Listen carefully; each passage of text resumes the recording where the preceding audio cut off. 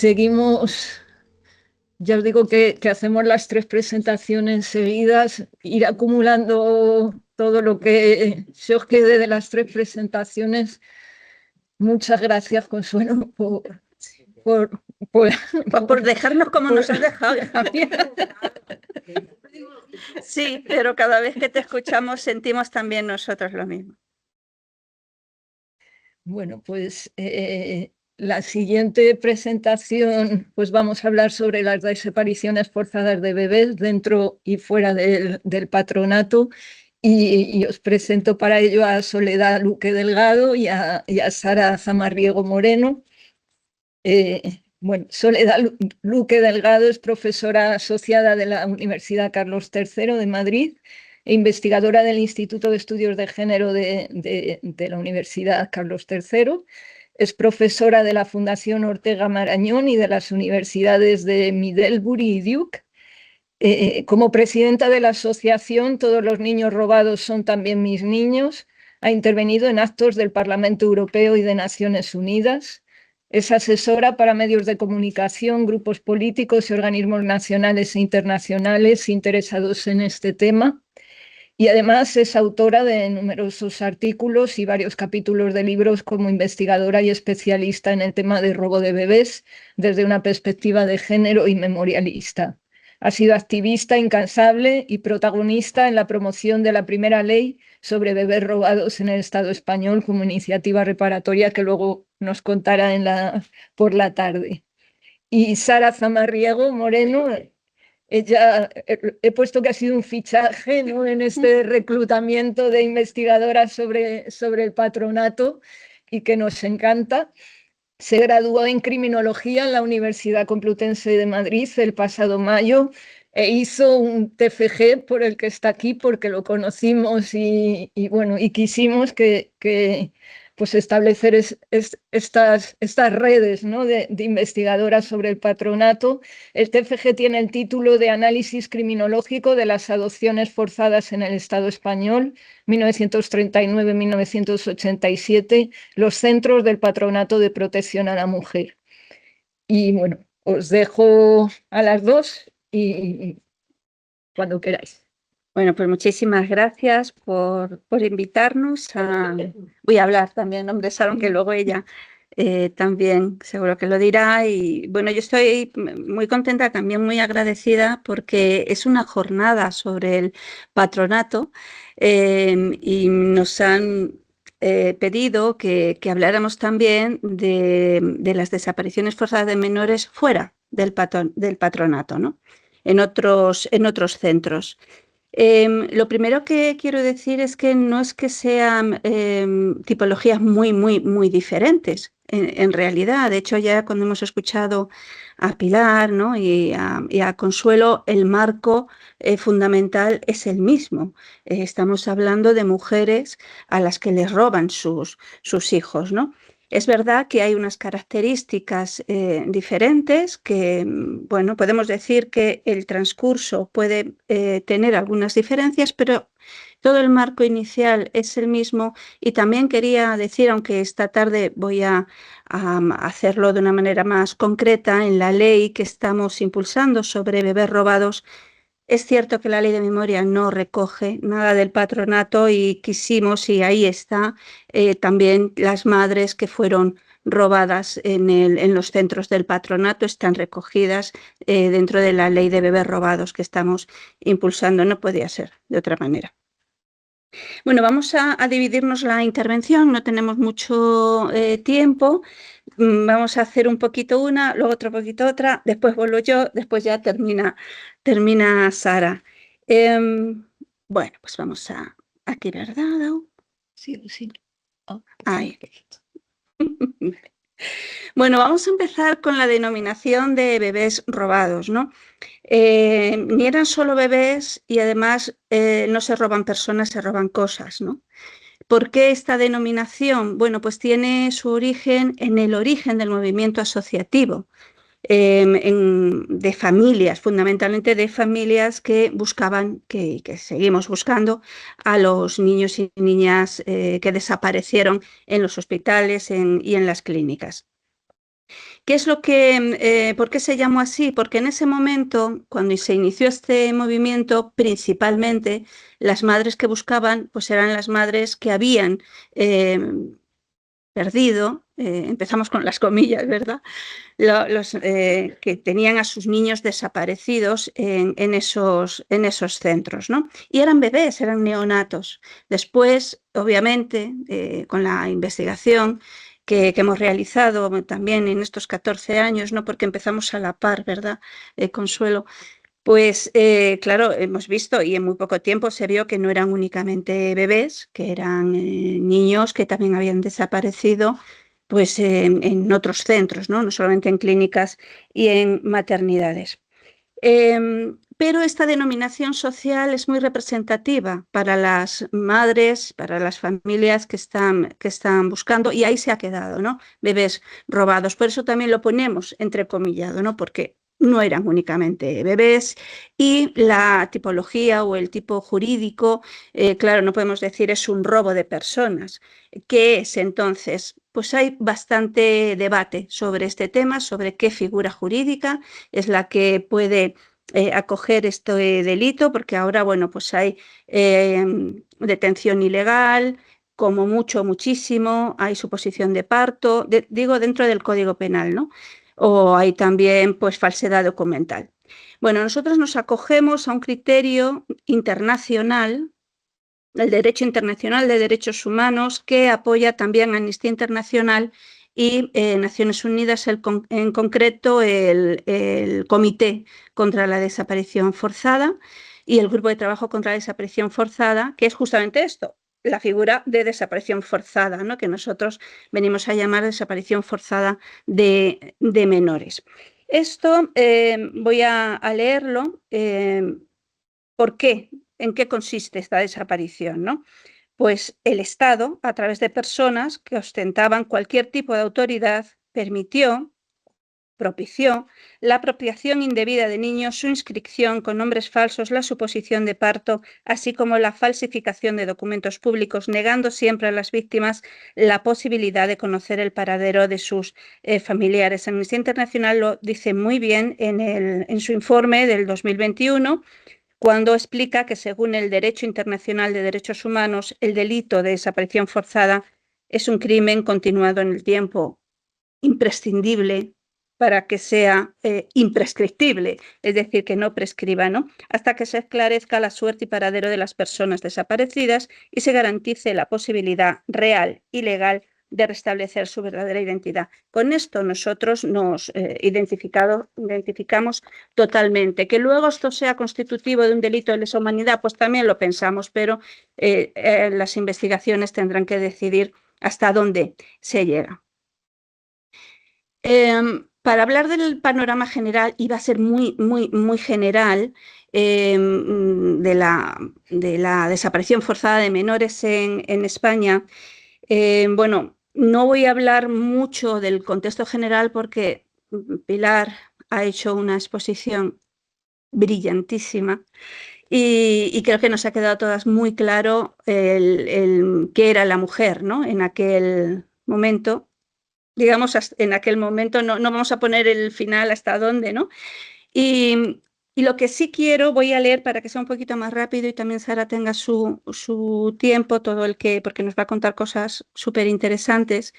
Voy a intentar hacerlo hablando sobre quién lo hizo, contra quién, dónde, cuándo, cómo, por qué y cuántos. Y para eso sí lo voy a leer para darme un poquito de prisa, porque si no, ya me conocéis, me pongo a hablar, no paro y sería algo terrible porque también tenemos que comer después. Entonces, bueno, buena idea. Pilar ya me conoce todo. Bueno, pues vamos a ver, mirad, el robo de niñas y niños, yo voy a seguir diciendo robo, ¿vale? Pero voy a ir mezclando robo, sustracción, desaparición forzada. El robo de niñas y niños se produjo por diferentes motivos durante toda la dictadura hasta bien entrada la democracia y en todo el Estado español, en todo el Estado español. Es decir, aquí ya vemos la magnitud tanto temporal como de espacio, como territorial. el hecho de que se produjera durante tanto tiempo implica tener en cuenta los contextos históricos, políticos e ideológicos donde se cometió el delito. Esto supone una evolución en la forma de actuar, en el modus operandi, en un primer momento, que es lo que llamamos la primera fase, separando a los niños y niñas de las mujeres antifranquistas encarceladas, sin ningún tipo de disimulo, era algo y además sustentado con ideología, no solamente con hechos legales, ¿no? Con normativa legal, sino también con, como hemos escuchado a Pilar, con una base teórica científica denominada gen rojo como algo mínimo de lo mucho que se ideó, ¿no? Y después también simulándose su fallecimiento en las maternidades en etapas posteriores. Aquí es donde les dicen a las madres, tu hijo ha fallecido, bueno, y toda esa forma de actuar que después, para no contar todo el modus operandi, podríamos hablar en el debate, ¿no? Y por supuesto, cuando hablamos también de esta coacción que nos ha contado Consuelo, ¿no? De firma, firma, firma, obviamente para nosotros la coacción, para nosotras también es un tipo de robo, ¿no? Vamos a llamarlo así, tipo de robo, ¿no? Seguro que jurídicamente tiene otro nombre, pero la coacción obviamente nunca es una adopción permitida, una cesión permitida, teniendo muy claro que la adopción permitida es también, siempre decimos, un acto de amor grandioso, ¿no? Pero es que no estamos hablando de algo permitido ni consentido. Por tanto, también estos diferentes motivos se centran o van a través de diferentes etapas o fases. Nosotros determinamos tres, en la primera hasta el año 54, después durante toda la dictadura, y durante la democracia también pensamos que podía ser una tercera fase. También podemos hablar después el por qué, ¿no? ¿Por qué traspasa esto a la democracia? Estos motivos pues son eugenésicos, ya los hemos oído antes, políticos, ideológicos, morales, religiosos, sociales y de género. No nos olvidemos, y de género. Y también por la impunidad que daban estas leyes, este sustento ideológico científico, ¿no? Y naturalmente todos estos preceptos, ese paraguas del nacionalcatolicismo.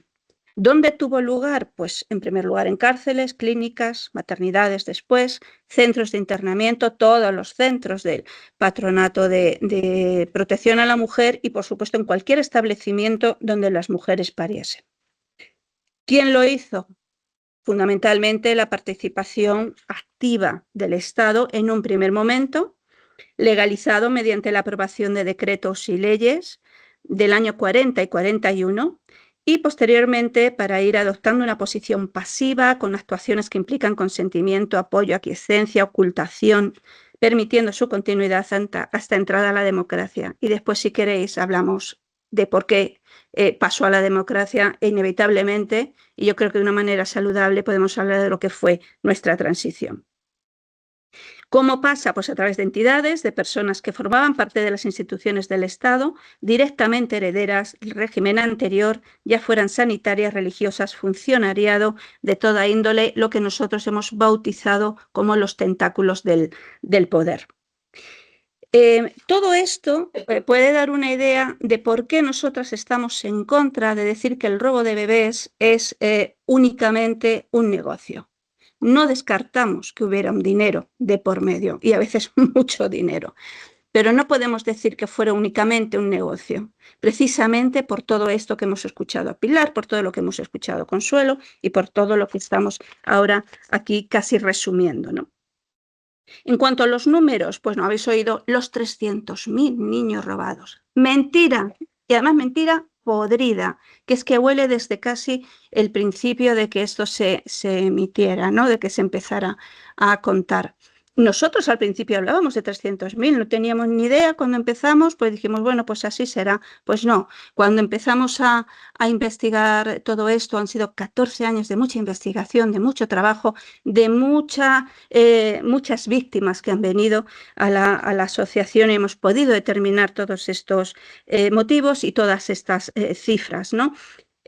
Hasta dónde sabemos en cuanto a los números, las cifras de niños y niñas, hijos de presas, pero no únicamente, tutelados por el Estado, según la memoria del Patronato Central de Nuestra Señora de la Merced para la Redención de Penas, en 1944 ascendía a 12.042 niños, niñas, la mayoría de los cuales, y en este caso sí, varones, niños, que eran 7.538, estaban en centros religiosos, una cifra que en 1954 pasó a ser 30.960 niños. No digo que sean niños todos únicamente apropiados de las mujeres encarceladas, ¿eh? Había también huérfanos de guerra, niños que se trajeron la falange de fuera y, bueno, y otros huérfanos que pasaron, niños de la calle, ¿no? que se llamaban, pero muchos de ellos, todavía no sabemos exactamente cuántos, fueron tutelados por el Estado, sí, pero de las presas antifranquistas en concreto no sabemos exactamente cuántos. Claro, este ingreso, esos 30.960, se ingresaron en centros religiosos, seminarios que fue gestionado por el Patronato de San Pablo, dependiente del Ministerio de Justicia. Después de esa fecha, los niños siguen desapareciendo en clínicas, en maternidades, en el patronato, en los centros del patronato. ¿Cuántos? No tenemos ni idea. Y yo participo en la idea de Consuelo. Es algo casi incalculable. ¿Por qué? Porque muchos ni siquiera están registrados en las clínicas y en maternidades, porque se registraron como hijos biológicos, porque no había un sistema ni informático ni manual que dijera, a este niño se le ha quitado a esta señora y se le ha dado a esta otra. Obviamente, ¿no? Eran fascistas, eran franquistas, pero no eran tontos. Entonces, lógicamente, pues, bueno, pues esto era lo que pasó. Por tanto, cuando oigáis lo de los 300.000, mentira, pueden ser más, pueden ser menos. Lo que queremos es una estadística fiable que a partir de la ley de bebés robados esperamos conseguir. Los resultados, a pesar de todo lo anterior, pues según la memoria de la Fiscalía General del Estado este año, hubo desde 2011 hasta 2023 2.200 diligencias de investigación que se abrieron. No son denuncias, son diligencias de investigación. De estas fueron judicializadas 537 y de estas judicializadas solo hay una abierta en Valencia. ¿Por qué este dislate? ¿Por qué esta terrible locura? Pues fundamentalmente porque prescriben los delitos, los archivan prácticamente sin investigar. Bueno, quito lo de prácticamente. No los investigan, son archivados por el Estatuto de la Prescripción. ¿Y por qué? Pues porque no se consideran los criterios internacionales del derecho internacional de derechos humanos, que dice que este delito es imprescriptible, ¿no? Bueno, pues a partir de aquí me falta únicamente hablar de contra quién, ¿no? Que también lo hemos hablado. Bueno, pues es un crimen que se produjo contra mujeres antifranquistas, madres de familia numerosa, humildes o muy pobres, mujeres solteras, separadas, casi todas ellas con importantes carencias culturales y educativas, pero no únicamente. También en los últimos años de la dictadura y durante la transición no faltan casos de mujeres jóvenes, víctimas, con ideas más adelantadas a las de la sociedad franquista, mujeres separadas también, tachadas de descarriadas o parejas jóvenes, primerizas, sin experiencia. Aquí tenemos dos casos muy concretos, ¿no? Que después podemos escucharlas. Y, por supuesto, sin olvidar a todas aquellas mujeres que pasaron por los centros de internamiento vinculados al patronato de protección del que nos habla nuestra compañera Sara. Sí, te lo doy. Bueno, hola a todas. Como he dicho, yo terminé la carrera en mayo y esta es la primera vez que hablo en público, así que si meto la pata no me lo tengáis muy en cuenta, por favor. Yo lo que he dicho, hice mi trabajo de TFG sobre las adopciones forzadas en los centros del Patronato de Protección de la Mujer. Quizás el término de desapariciones forzadas nos suena porque aquí en España no se ha utilizado, es más bien un término anglosajón y viene de todas aquellas denuncias sociales en los países pues, como Australia, Canadá, Estados Unidos, como has dicho antes, Pilar, que allí sí que hay una mayor concienciación sobre todos estos sucesos, tanto social como gubernamentalmente. Las adopciones forzadas, yo estoy utilizando la definición de Shirley Swain, que bueno, ha sido base de mi trabajo principalmente. Ella dice que son todas aquellas prácticas que resultaron en la separación innecesaria de los hijos de madres solteras y su posterior disposición a la adopción, sin tener en consideración el consentimiento o los deseos de la madre o el bienestar del menor. Utilicé el trabajo de Shirley Swain porque ella además hablaba de la adopción no solo como una política pública o privada sin intenciones, simplemente como solidaria, sino que la adopción cumple con unos fines muy específicos, principalmente biopolíticos, que van a poder cambiar en tiempo y forma y espacios y se van a poder realizar de distintas maneras. No voy a hablar tanto de las adopciones del patronato porque ya las habéis dicho aquí, Pilar las ha mencionado, Consuelo tú también, y básicamente mi trabajo se compone de vuestras palabras y de vuestros trabajos, entonces tampoco quiero repetir lo dicho.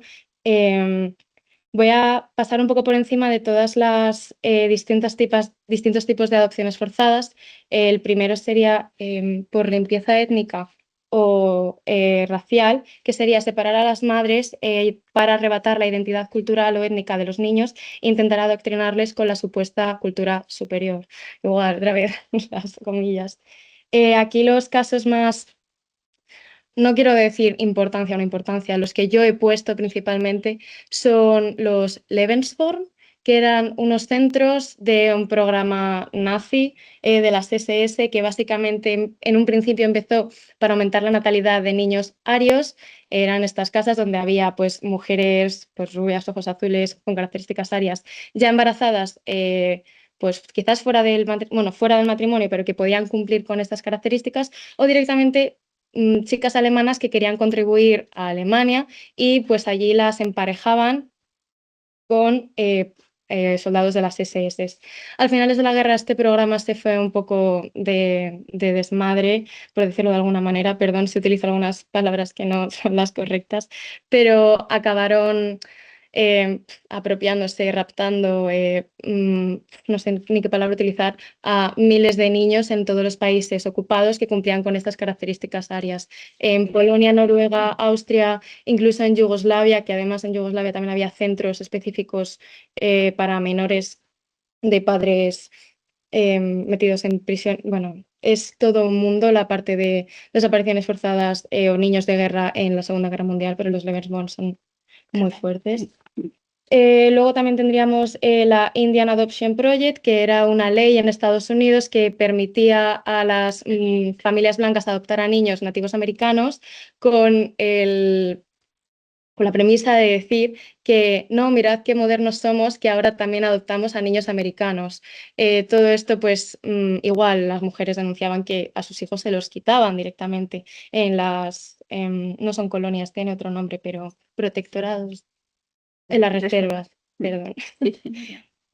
También en Canadá son muy famosos, bueno, ahora están saliendo por desgracia todos los casos de los colegios, sistemas de indios, no sé cómo traducir esto, Indian Act, que era donde llevaban a los hijos de los nativos americanos también a internados al final, de reformatorios donde se les erradicaba su cultura, se les obligaba a hablar su lengua y pues hay muchísimos casos de fosas comunes en estos centros, de muertes, de no volver con sus familias y bueno, también decir que estos centros eran llevados por la institución católica, o sea, por la Iglesia. Casos como estos también hay en Congo belga.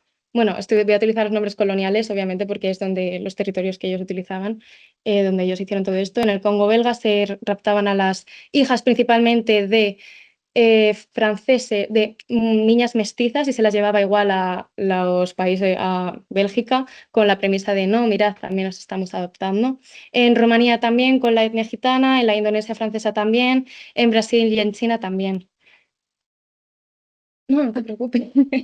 Luego, por razones de limpieza ideológica-política, es lo que nos ha hablado Soledad de las madres em, rojas o antifranquistas en las cárceles españolas. Tampoco me voy a meter mucho más aquí. Simplemente decir que todo esto también sucedió en Chile y en Argentina, que se sepa, seguramente pasaría en otros muchos lugares, pero ellos son los únicos que tengo. Y luego, por último, estarían las razones de limpieza moral y económica, que ella las separa, pero a mí es que me parece que están completamente juntas y significaría, o sea, esto consiste básicamente en la separación de las madres inmorales, ya está, de sus hijos, y la económica es la separación de madres o familias pobres de sus hijos con la intención de que estos niños no se conviertan en el futuro en una carga económica para el Estado. A mí me parece que están completamente juntas. No sé lo que pensáis. No, no hace falta, no te preocupes. En esta categoría es donde yo he incluido tanto los casos del patronato como todas aquellas denuncias sociales entre la década de 1940 y 1980 que se dan en la mayoría de los países occidentales.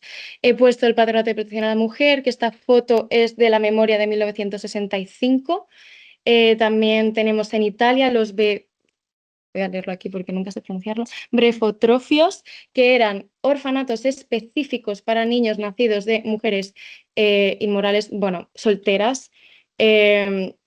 Ahora ha salido un libro muy interesante que es de cómo la Iglesia Católica a finales de la Segunda Guerra Mundial empezó un programa de adopciones de huérfanos en Estados Unidos, pero este programa, donde cobraban por ellos, por cierto, este programa, pues igual que el anterior, se fue un poco de madre y al final lo que empezaron a hacer fue robar niños en las maternidades.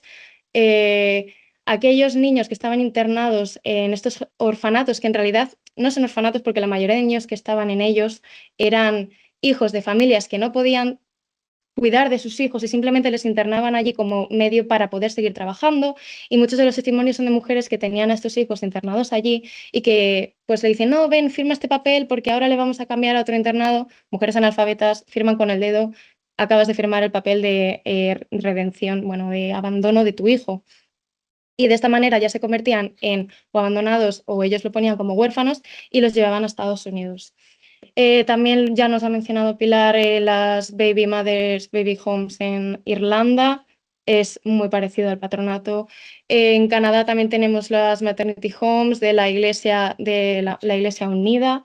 Pero es que esto también ha pasado en Bélgica, en Países Bajos, en Reino Unido, en Australia, en Nueva Zelanda, en Estados Unidos. Y estos son los únicos casos que he puesto aquí porque son los que se parecen más con el patronato, porque en todos estos casos está involucrada la Iglesia Católica. O sea, todas las denuncias sociales de estos robos de bebés o adopciones forzadas son dentro de instituciones de la Iglesia Católica.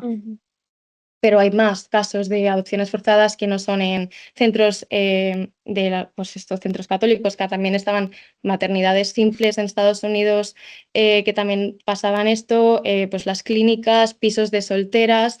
No solo pasaban las instituciones no sé ni si decir ni por desgracia. Bueno, lo que también iba a decir que es que cuando escuchas todos los testimonios de todas las mujeres de todas estas instituciones, son exactamente iguales. Son madres solteras, las obligaban a limpiar y a trabajar hasta avanzados estados de gestación. Las hacían firmar papeles que no sabían que estaban firmando, las engañaban, las presionaban, torturas psicológicas, torturas físicas, presiones, pues denigraciones, absolutamente todas son iguales. Yo creo que si pusiese todos los testimonios y os dijese que me dijeseis de qué país son, es que es imposible decirlo, porque son iguales. Yo en el trabajo utilicé hombre, obviamente el trabajo pues tiene mucha parte teórica, y utilicé como por qué era a las madres solteras a quien se les quitaba los hijos. Y bueno, pues utilicé el concepto de la institución de la maternidad, que es de Adrienne Rich, y ella básicamente dice que aunque la maternidad se nos vende como algo de la esfera privada, que es algo de las familias, esto es completamente mentira, y en realidad existen todos unos entramados sociales, políticos y legales que dictan cómo debe ser esa maternidad. O sea, al mismo tiempo que en esta época, 1940 y 1980, que hablo como si hubiese vivido en ella, pero no, pero esta maternidad se entendía como el fin último que una mujer podía otorgar a la sociedad, fin social y fin espiritual también, pero al mismo tiempo esta maternidad tenía que ser dentro de unos márgenes muy específicos que eran dentro de un matrimonio heterosexual, y fuera de ello era el peor pecado que una mujer podía cometer. Es una concepción de la maternidad súper hipócrita, o sea, es horrorosa. Y bueno, yo creo que lo más importante o que lo que más quiero hablar aquí ahora es que esto no acabó en 1980, o sea, en estos países, voy a utilizar una metáfora, pero como una expresión un poco horrible que es demanda y oferta. Sé que es horrible, pero es que lo demuestra muy bien. Básicamente, en estos países occidentales que estaban de alguna manera em, dando los bebés para esto, la demanda de adopciones que había en estos países, pues se va acabando con los derechos de las mujeres, con conseguir pues el derecho al aborto, las píldoras anticonceptivas, la dignificación de la madre soltera. En estos países al final deja de haber oferta de bebés. Es horrible, ¿vale? Pero, y básicamente la demanda no para. La demanda de adopciones no para y ahora mismo, o sea, entre los 80 y los 90 y 2000, yo creo que la adopción era algo, eso, y sigue siendo algo muy normalizado y muy dignificado también, o sea, no se veía como algo malo. Lo que pasa es que toda esta oferta se traslada a países, también no me gusta esta expresión, pero tercermundistas, subdesarrollados, donde los derechos de las mujeres, pues, o eran inexistentes o lo siguen siendo, o no había una protección, pero es que tampoco lo había en los países occidentales. Y bueno, con esto voy a seguir, ya creo que después de que tú digas tus conclusiones. Vale, ahora vamos a concluir un poquito. Y aquí he traído algunas fotos. Algunas son sacadas de algún archivo, otras son de nuestro álbum familiar o de amigos, ¿no? Y aquí, ¿por qué nosotras consideramos que es muy importante, que es necesario ver el crimen que nosotros llamamos el robo de bebés o desaparición forzada de menores, pues desde una perspectiva no solo memorialista, como hemos como he intentado, ¿no?, contar antes, sino también de una perspectiva de género? Es que obviamente van unidas, ¿no? Y yo creo que estas dos espléndidas compañeras que han hablado antes lo han dejado muy, muy claro, ¿no? Aquí tenemos, bueno, pues cuando hablamos de la... ¿No se ve el cursor? No, ¿no? Bueno, de mujeres pobres. Aquí son las mujeres rapadas, son de Montilla, todo el colectivo gitano de mujeres gitanas, ¿no? Esta foto última, que veis una mujer joven con su bebé, es su segunda hija, es nuestra compañera Pilar, que está ahí y siempre es una foto que no solamente porque es Pilar, a la que quiero mucho, sino porque creo que es una foto que refleja muy bien hasta dónde fue, del año 73, 31 de mayo de 1973, cuando le roban a su hija. No estamos hablando únicamente de los años 40, de los años 50, de los años 60, estamos hablando de los años 70. No pongo más fotos, pero hay más de los años 80. Incluso el informe de Amnistía Internacional, su último caso, no es que sea el último, pero el último que recogen es de 1993. La foto inmediatamente anterior es la de mi familia, todavía en Andalucía, pues con mi padre, con mi madre, mi tía, y dos tías, ¿no? Y un montón de niños. Todos estos niños son mis hermanos, ¿no? Son mis hermanos, no estamos todos porque los 4 últimos nacimos en Madrid, pero a esto me refiero con familias de todo tipo, con mujeres de todo tipo que no estaban en sectores poderosos, que es a lo que voy. No estamos hablando, algunas compañeras me dicen, oye, pues a mí me robaron a mi hijo y yo no estaba en la calle tirada. Es que no se trata de eso, es que en el franquismo estaban todo el poder, los poderosos, las élites y luego la gran masa. Es decir, esto siempre fue un crimen, desde el poderoso contra los que no teníamos ese poder, ¿no? Bueno, en cuanto al tema, y fundamentalmente aquí pongo mujeres, y ahora voy a leer de nuevo. Cuando decimos que a lo largo de toda la dictadura se han ido sucediendo de manera sistemática la vigilancia, persecución y castigo a las mujeres si no se adecuaban a la imagen y conducta que el régimen franquista exigía. La consideración de mujer no modélica abarcaba todos los aspectos ideológicos, comportamientos sociales en el hogar, vestimenta, sexualidad. Era suficiente un mínimo cuestionamiento, ligero alejamiento de las estrictas normas establecidas por el franquismo y el nacionalcatolicismo en todos los ámbitos para que las mujeres se vieran sometidas a críticas, humillaciones o incluso entrar en centros de internamiento para su redención. La represión del franquismo también, como hemos dicho antes, no fue solo una, esa es la gran equivocación, la enorme represión política del franquismo, como si solamente hubiera una represión en tantísimas décadas, ¿no?, de un Estado dictatorial. No, fue muy variada, fue política, fue ideológica, fue social, religiosa, de género, ¿no? Los mismos motivos son estas represiones y cada una causó multitud de víctimas. La dictadura fue larga y la sombra del franquismo llegó hasta el último rincón del país. Y esto siempre lo digo porque para mí es una imagen que es que todavía lo siento, ¿no?, en mí misma. Yo viví mis 10 primeros años, nací en el 65, bueno, pues viví los últimos años del franquismo y después y después su herencia también. Bien, la dictadura, como digo, triunfó y nos caló como una lluvia ácida hasta el tuétano de nuestros huesos. Nos sumió en el más profundo de los silencios y quedó naturalizada una brutal violencia ejercida en el día a día. Y esto también es importante. Cuando decías tú, Consuelo, es que naturalicé, es que normalicé. Sí. Es que lo normalizamos. Es que éramos conscientes, ¿acaso, de lo que teníamos encima? Bueno, pues esa violencia normalizada para mí, para nuestro equipo, ¿no?, nuestra asociación, la más normalizada y por tanto la menos visible también fue la violencia contra las mujeres. Hoy podemos asegurar que el robo de menores fue un crimen más, fruto de esa represión y violencia generalizada contra todas las mujeres. Una violencia que fue instaurada desde los inicios del régimen franquista y que se heredó durante décadas, dando lugar también a una normativa oficiosa que se instaló en todos los ámbitos de la sociedad. Claro que había leyes, había una ley, había un decreto, había una orden que legitimaba el robo de bebés en el año 40 y 41.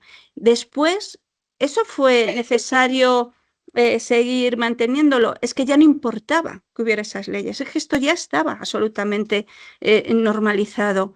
Ya esos tentáculos del poder, con esa impunidad que le daba todo el sistema, no necesitaban leyes alguna, no las necesitaban. Una nueva España que dio lugar a una sociedad patriarcal y fascista, donde las mujeres tan solo eran un instrumento de reproducción al servicio del Estado, que podía decidir de forma activa o pasiva con quién se criaban sus hijos. Es importante, por todo esto, destacar la importancia de una perspectiva de género y memorialista a la hora de investigar este crimen. Y por eso trabajamos para la causa de los bebés robados, para que sea entendida como parte de la construcción de una memoria. Y aquí siempre digo, yo he plagiado a Justa cuando digo que esa memoria tiene que ser colectiva, democrática y feminista. Bueno, esta sería...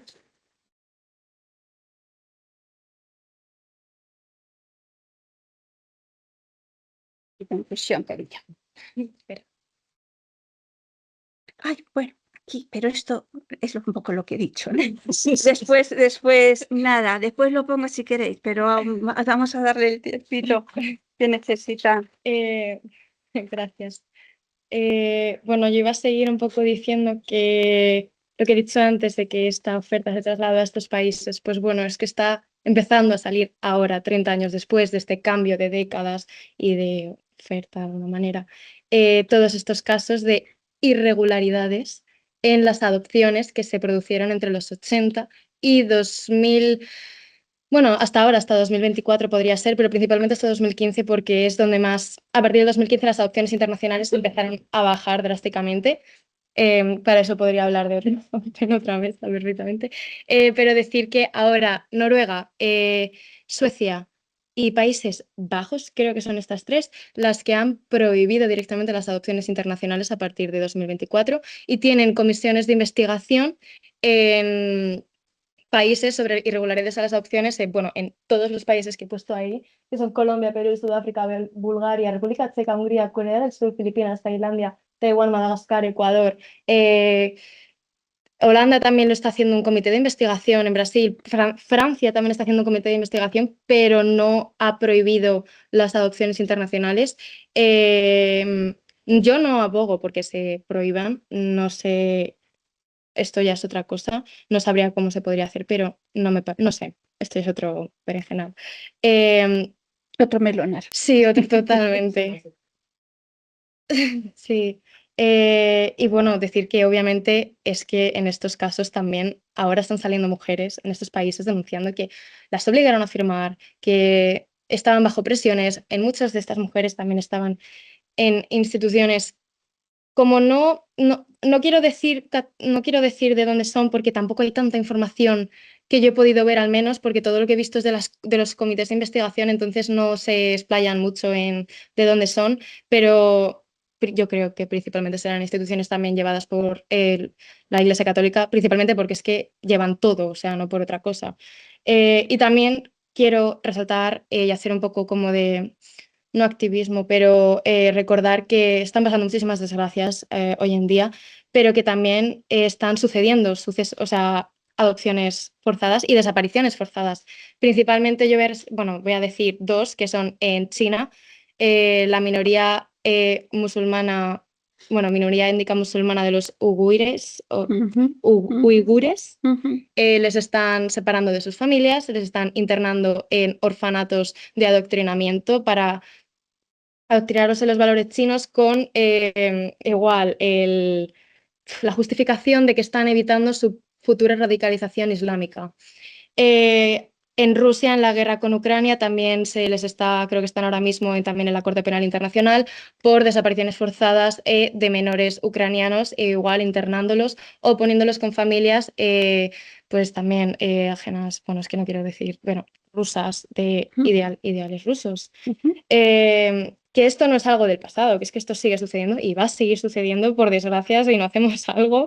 Y bueno, simplemente quería terminar con la cita con la que yo empecé mi TFG, porque es de Ari Ernaux y yo y mis amigas la amamos y creo que o sea, es que es va como anillo al dedo y es la siguiente.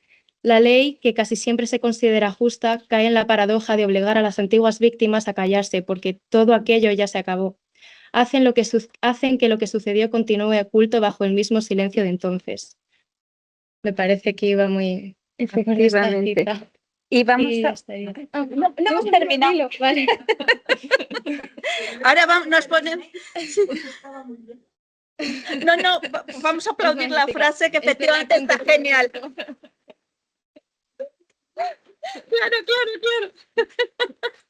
Por supuestísimo. Y nada, no, lo único que dejamos aquí un poquito de bibliografía. Sí. De mi parte y ahora también de la parte de Sara. Si queréis comentamos un poquito. Yo únicamente quiero comentar aquí, muy importante, el informe de Amnistía Internacional y el informe de observaciones finales del CED, del Comité contra la Desaparición Forzada. Hay trabajos también muy interesantes, como el de María José, el de Cristina. Hay un par de publicaciones mías. Hay una que quiero recordar, ¿no? Que es el libro Cuando el Estado es violento, ¿no? Un libro coral donde tuve el enorme honor de participar con mujeres, bueno, desde luego mucho más sabias que yo y de las que aprendí un montón, ¿no? Y bueno, luego también el de Sara, si quieres comentar alguna en concreto. Bueno, la de Italia es que salió en... Yo busqué sobre adopciones forzadas en Italia y me salió el libro este que lo publicaron un día antes. Entonces tiene dos... Nada, es que el de María Laurino, El precio de los niños, es un poco, la verdad que solo está en inglés, es lo único malo, no está traducido todavía al castellano. pero yo me lo estoy leyendo porque tampoco me ha dado tiempo a poder leérmelo entero, pero es una locura bastante grande porque es que está directamente involucrado la Iglesia Católica Romana, es decir, el Vaticano, porque esto fue en Milán, y es muy fuerte, yo creo. Y bueno, lo demás, no sé qué decir, todos me parecen importantes. Pues que los leáis todos, Sí. ya está. Nos lo leemos todo. Sí. El de White Mother a Drag Race es súper famoso. No sé. Bueno, No sé. esto como va a quedar colgada en las presentaciones Sí. quizás, o por lo menos la bibliografía, pues yo creo que es una buena, Lo pasamos. cosa, ¿no? Para poder consultar. Sí. Y bueno, pues nada, seguimos trabajando, compañeras, y vamos a por todas, ¿no? Por lo menos, como decía Pilar, esos derechos a la verdad, a la reparación, a la justicia, que no se nos olvide, las garantías de no repetición. Y siempre con un propósito, ¿no? El tener en mente a todas estas mujeres, que, bueno, entre ellas mi madre, y muchas otras mujeres bueno, que vieron cercenada parte de su vida y desde luego robada también su maternidad, ¿no?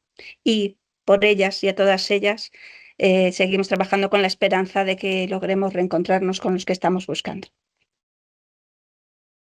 Pues cuando queráis abrimos el turno de coloquio, de lo que queráis, preguntas, comentarios, cualquier... Por romper el hielo. Claro. A mí me parece que es muy importante también hacer como, o sea, bueno, que muchísimas gracias porque me parece que han sido todas unas exposiciones que qué bien que estén subidas, que se vayan a subir porque, o sea, es para volverlas a escuchar y pensar en todo ello. Así que muchísimas gracias. Pero me parece que hablar en el contexto de la dictadura, porque claro, es distinto, sí, bueno, no sé si es distinto, pero hay toda una relación de cómo evolucionan todas estas instituciones, pero es también muy interesante también ver cómo en un contexto determinado de dictadura hay una relación entre todas esas instituciones y también las cárceles, ¿no? Entonces, cómo eso responde a, bueno, lo que ha explicado tu Pilar y, bueno, todas las intervenciones, que tiene una explicación más global de todo lo que habéis dicho, ¿no? Pero que digamos que el contexto de dictadura marca también de alguna forma, independientemente de luego cada institución tenga su propia evolución y su propia historia y vida propia, ¿no? Y luego la otra cosa es que a mí siempre me llama mucho la atención es cómo la Iglesia sale de rositas de todo. O sea, como es verdad que en la ley de memoria habéis ya señalado, ¿no?, las cosas que están ausentes, ha señalado Sol y también, pero es impresionante que la ley de memoria no se pida explicaciones y no se diga nada en relación a toda la labor que la Iglesia, la jerarquía, ¿no?, de la Iglesia Católica, que ni tan siquiera ha pedido perdón. Y yo creo que eso es también como un hándicap, porque da una visión distorsionada, porque cuando dices, es que todo esto eran órdenes religiosas, la gente se sorprende, ¿cómo órdenes religiosas? Porque es la idea de cárceles solo, que incluso en las cárceles había algunas que las llevaban a las órdenes, ¿no? Pero bueno, como esa visión también de que un contexto determinado permite también una explicación de la relación de todo ese entramado institucional de represión a las mujeres, ¿no? Y que, bueno, que también estaría bien ver cómo todo esto puede tener una aplicación concreta, ¿no? Cuando decíais lo de que Vallejo Nájera tenga una calle aquí en Madrid, pues tenemos que hacer algo, ¿no? Pues tenemos que hacer algo con tantas cosas y que hay cosas que se hacen, ¿no? Pero pues las que se hacen, conocerlas, porque igual no todas las conocemos, y las que no se hacen, pues igual bueno, ponernos a ello. Y que muchísimas gracias. Bueno, primero al equipo por la organización. Yo quería decir una cosa que se me ha olvidado y es muy, muy importante. Cuando yo he hablado de esas guardianas de la moral, visitadoras, etcétera, del patronato que habían aprobado una oposición con los dos requisitos, Serafina Remin y Jimena Terén, una moral intachable, la carrera de asistencia social no existía. Se llamaban visitadoras sociales. Ellas fueron las precursoras de las asistentes sociales. ¿Qué pasa? ¿Por qué todas las monjas yo veía que estaban estudiando trabajo social? Porque se lo iban a convalidar por la cara. A esas visitadoras, las guardianas de la moral, que iban por la calle pillando, tú porque te has morreado, tú porque tal, porque cual, esas señoras que aprueban esa oposición con todos esos requisitos ridículos, se les convalida y se las convierte en trabajadoras sociales por la cara cuando la carrera se instaura. ¿Qué pasa? Que esas mujeres no tenían 60 ni 70 años, eran muy jóvenes, continuaron extendiendo su simiente hasta la jubilación. En los años 80 se cambia la ley del menor. Actualmente se puede retirar la tutela de un hijo sin intervención judicial. Lo han convertido en un delito. Perdón, han legalizado un delito. Ahora tú te vas y te pueden quitar tus hijos por la cara. Y no necesitan un médico ni una monja que te diga tu hijo ha nacido muerto, no, te lo quitan en tu cara. Su hijo ha sido tutelado. Porque los servicios sociales mantienen una parte importante de esa estima, porque aún a día de hoy se intenta imponer ese patrón moral femenino familiar. Y tú vas a pedir ayuda a servicios sociales porque no tienes dinero, porque te desahucian o por lo que sea, y vas a ser cuestionada, catalogada por la longitud de tu melena. Si enseñas canalillo, cuántas parejas has tenido, cuántos hijos tienes, son del mismo marido, bla, bla, bla, bla, te vamos a ayudar, te quedas sin hijos. Y tira la puerta abajo la policía y se lleva a tus hijos de tu casa. Está sucediendo a día de hoy. A día de hoy.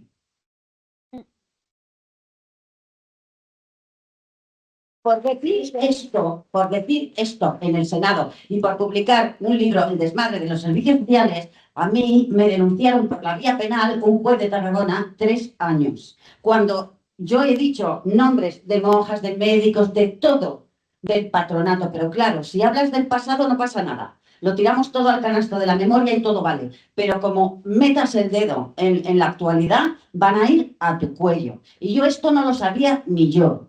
Es que no lo sabía ni yo, porque yo llegué a Galicia, que me llamaron para conferenciar en el liceo, y me vi un público demasiado joven. No me encajaba en absoluto que vinieran a escuchar hablar de los reformatorios. Claro que no, claro que no. Esperaron que yo terminara de hablar y automáticamente me empiezan a levantar las manos un montón de chicas jóvenes. Me dicen, somos víctimas de los servicios sociales, nos han acabado nuestros hijos, por favor ayúdanos. Digo, ¿cómo? Me voy con esas chicas a un bar, empiezo a tomar nota, luego voy a Barcelona, al colegio de abogados, me pasa lo mismo. Y ahí me meto hasta el tuétano en lo que pasa actualmente. Pero es que lo más fuerte es que muchas de esas chicas que tienen 20 y tantos, 30 y tantos, y sus hijos han sido tutelados por los servicios sociales, nacieron en Peñagrande. Y sus madres estuvieron tuteladas por el patronato. Pero esto, dilo, que van a ir a tu cuello. Te van a demandar, afortunadamente yo gané, ¿eh? Y mira que me denunció un juez de Tarragona. Mira que yo era una pulguita contra un elefante, pero es que yo estaba diciendo la verdad. Están violando niños actualmente, lo han convertido lo han legalizado, así de claro.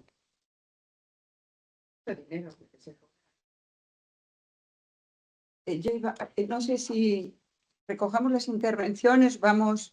Es que sí quería decir algo Pues también. coménteselo, ajuste de lo que y después ha creo que comentado. No sé si esto se oye o no. Sí, sí, se oye. Vale, no, era referente a varias de a las cosas que has dicho.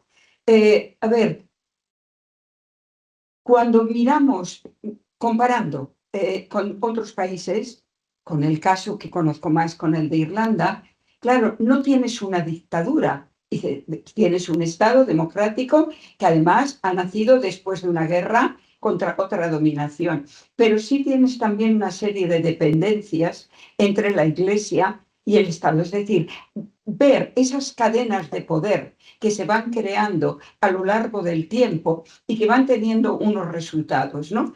Entonces, yo si os acordáis lo que dije al principio, esas 4 preguntas, porque ahí van a estar navegando todo el tiempo. Resulta que encuentras medidas muy similares entre Irlanda y España, habiendo, en la España franquista, habiendo aquí una dictadura y no habiéndola en Irlanda. Pero tienes que mirar también otro marco histórico que va a dar lugar a que haya unas cuestiones determinadas bastante similares y unos compromisos, diríamos, entre el Estado democrático y la Iglesia católica. Pero claro, en el caso de España y de la dictadura, efectivamente, es que además es muy claro cómo el patronato es una institución dependiente del Ministerio de Justicia. Se crea porque las lavanderías de la Magdalena, curiosamente, por supuesto, el Estado estaba involucrado, pero oficialmente no había una ley. Luego ya las casas de madres y bebés sí, pero las lavanderías no estaban creadas desde un organismo del Estado. Es evidente que en el caso de España sí, depende del Ministerio de Justicia. En cada provincia depende del gobernador civil y hay toda una estructura que está metido absolutamente el régimen, el ejército y la Iglesia Católica en la organización. Y después podría haber diferencias, claro, además a lo largo de 40 años, lógicamente, hay diferencias también en lo que va pasando en unos centros y en otros, y diferencias incluso en la misma época, como contaba Consuelo, de cómo unas órdenes religiosas lo lleven o no. Pero evidentemente hay un acuerdo, es decir, cuando una junta provincial decide algo, las juntas provinciales no es que las monjas hicieran lo que quisieran y no lo supieran, no, lo sabían, y sabían que había unos centros determinados y se comunicaban, porque encuentras allí las cartas de las órdenes religiosas de las superiores a la junta y cómo se ponen de acuerdo. A veces a lo mejor no están en alguna cosa, pero realmente es una institución que está totalmente, y por eso sí que hace más grave el que no esté en la Ley de Memoria Democrática. Y aquí yo me voy a una cuestión. Las órdenes religiosas tienen su responsabilidad, pero ya diríamos que como ciudadana, que me parece que tengo que pedir a alguien cuentas de los crímenes que se hayan cometido en la sociedad a la que pertenezco, colocándome desde ahí, a quien tengo que pedirle cuentas fundamentalmente es al Estado. Sí, señor. Es decir, porque aquí hay una responsabilidad del Estado. Y si estamos en un Estado democrático con unas leyes de igualdad y firmante hoy en día, claro, no en el caso del Estado de la dictadura franquista, pero hoy en día firmante de acuerdos internacionales, es el Estado quien tiene la primera responsabilidad de establecer las comisiones de investigación y los esquemas de reparación. Y además es el Estado quien debe exigir directamente a las órdenes religiosas que abran también sus archivos en la parte en que dependa. Entonces, en ese sentido, luego esta tarde es que se va a hablar más de ello, pero de hecho, bueno, ya se han presentado escritos a la Dirección General, bienvenida María, a la Dirección General de Memoria Democrática y al Secretario de Estado, porque hay que ir por ahí, y no nos han contestado todavía, pero seguiremos y seguramente tendremos que irnos a organismos internacionales de derechos humanos como se tuvieron que ir en Irlanda, porque es evidente que la responsabilidad máxima. Claro que esas órdenes religiosas, en la medida en que eran quienes aplicaban directamente esa pedagogía correccional y esos maltratamientos y esa violencia y esa violación de derechos humanos, tienen que asumir su responsabilidad. Y bueno, mucha gente pensamos que también las empresas que se aprovechaban de esa explotación laboral ejercida en estas instituciones, pero desde luego el Estado tiene una responsabilidad máxima. Eso creo que es muy, muy claro, ¿no? Y que por otra parte, incluso, y en el caso de Irlanda, tampoco las órdenes religiosas abrieron sus archivos para la investigación oficial, pero luego esa documentación no se ha puesto al servicio del resto de gente, sigue estando ahí solamente cuando sale el informe Matt Calice, y tampoco han hecho una auténtica asunción de responsabilidades. El Papa en una misa en Phoenix Park hizo una petición de esas, de petición de perdón, pero hay peticiones de perdón que recuerdan un poco al maltratador que da la paliza y pide perdón. Hablamos de algo mucho más profundo, de auténtica reparación. Y yo creo, evidentemente, que como sociedad tenemos que exigírselo al Estado. Bueno, ¿me oís? Sí. Pero hay que poner el micro para que se diga. ¿Vale? Sí, ¿me oís? Sí. Sí. Bueno, lo primero, mostrar mi agradecimiento al máximo a todas las ponentes. Ha sido una aportación importantísima. Y quiero deciros que a mí especialmente me ha removido más todavía el caso de Consuelo. Consuelo, Sí, sí, sí. no me equivoco. El caso de Consuelo, porque me ha hecho pensar que mi caso, que yo soy víctima del robo de mi hija, hace ya 50 y tantos años, en 1973, me hace pensar que hoy día soy privilegiada comparándome con el sufrimiento que tú has tenido. ¿Y por qué? Pues porque yo no fui consciente de ese robo hasta el 2010, 2011. Yo viví con la idea de que mi primera hija había muerto antes de las 24 horas. Cuando todo eso ha dificultado precisamente el seguimiento de datos, porque no está inscrita en ningún sitio. Ya sabéis que menos de 24 horas no había obligación de inscribirlo en el registro civil, ¿no? Entonces, ver todo esto y escucharos y sobre todo incidir en el contexto nuestro, estoy totalmente de acuerdo, de que hay que visibilizarlo, lo mismo que hemos tenido que visibilizar el robo de nuestros hijos, que nos ha costado también mucho, porque no se hablaba hasta el 2010, 2011, ¿no? Hay que visibilizar el contexto, por eso hablamos muchas veces de que no es tan importante las cuantías que haya habido de casos que se han dado, otros no, pero puede ser significativos. Pero lo más significativo es el contexto histórico en el que con nosotras se cebaron. Y se cebaron, en primer lugar, responsable el Estado de permitir la trama que había organizado. Era una trama. Y precisamente de los primeros que hablaron de esta trama fue un periodista joven sevillano, José Luis Gordillo, que tuvo la valentía de sacar un libro, El hombre del saco. Los hombres del saco, Se sí. llamaba. Mucha gente. Los hombres del Y al poco tiempo nos enteramos que había fallecido. En extrañas circunstancias. Bueno, no eran tan extrañas. Yo sí sé cómo murió, no te lo voy a decir porque es un poco heavy metal, ¿eh? Claro que es heavy metal. No, pero ni fue asesinado ni nada de nada.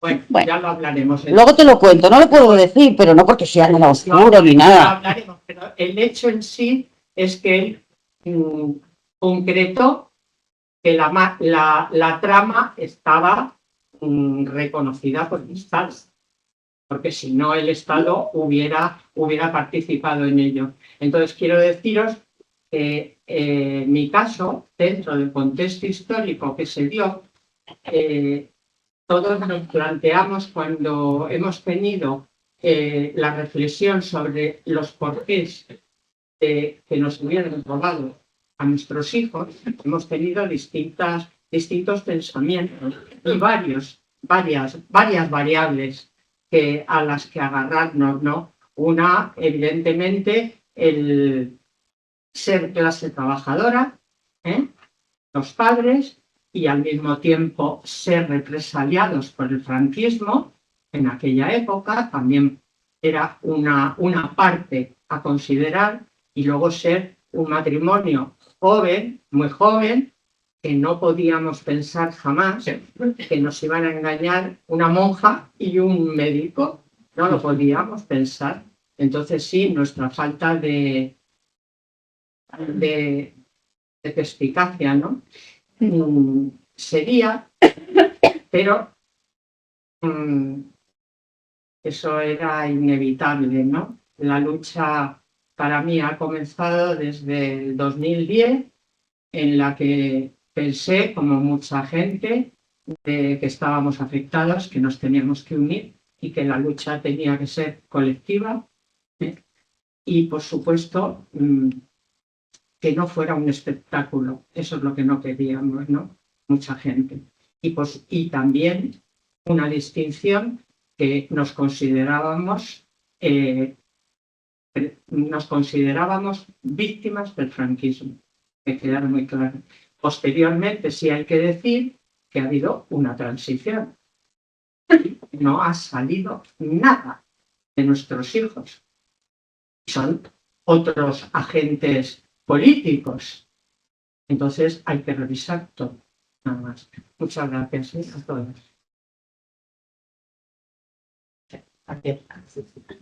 Mira, por allí. Vale, ¿ahora? Vale, bueno, primero dar la enhorabuena a todas las ponentes, me ha parecido brutal todas las exposiciones y yo quería hacer una pregunta un poco desde el desconocimiento. Si de alguna manera en 1975 acabó de alguna manera el franquismo y empezó la democracia, ¿cómo acabó en 1985 el patronato? O sea, no sé. Vale, no. Yo viví la muerte de Franco en el reformatorio. Entonces, yo estaba tan mal que yo creí que cuando muriera Franco, pues esto sería cuando se abriera, como cuando se abrieron las puertas de las cárceles, que íbamos a ser todas libres, ¿no? Pero es que yo me lo creía realmente, porque si a ti te encierran en un sitio, no ves la calle, pues tú te agarras a lo que tienes. Y yo me agarraba a lo que sería el sentido común, que por supuesto no fue común. Entonces, yo estaba convencida. Y como nos dejaban ver la televisión los sábados por la noche, pues yo veía que Franco se iba muriendo, ¿eh? Y hasta que un día, pues por la mañana, porque Franco se muere en un día laborable, las 6:30 nadie nos despierta, las 7 nadie nos despierta, 7:30 no viene, hostia, digo, este se ha muerto, ahora va a venir la monja, y vamos, yo estaba ya abriendo mi armario, sacando la maleta, vamos, y llega y dice, Franco ha muerto. Y yo, bueno, pero era yo sola, las demás horrorizadas de lo que yo estaba haciendo, y yo sacando, pero ¿tú qué haces? Que yo me voy. Pero tú no te vas a ninguna parte. ¿Cómo que no? Si Franco se ha muerto. Bueno, ¿y qué? No pasó nada porque se muriera Franco. Nada. Nada. Y yo había cosas que no entendía. Porque tú ahí te pasabas un año de arresto total. Y dependiendo de tu comportamiento, al año siguiente te buscaban un trabajo que siempre era o de niñera o de limpieza y podías estudiar algo. Pues yo me acuerdo perfectamente que yo cogía el metro. Ya había muerto Franco. Hostia, había una revista que pone interview y una mujer en bolas en la portada. Y yo veo eso y digo, ¡oh, pobre chica! Mañana la pilla una del patronato y está aquí. Pero no entraba. Entonces, ¿sabes el choque que era eso? Nosotras estábamos viendo solo por la televisión y lo poco que podíamos ver por la calle. Películas, el no sé qué, yo, ¡hala! Esta entra mañana y no entraba ninguna. Pero nosotras seguíamos ahí. Porque no importábamos nada. O sea, es que les dimos exactamente igual. Y eso termina en el 85 porque no importamos nada a nadie.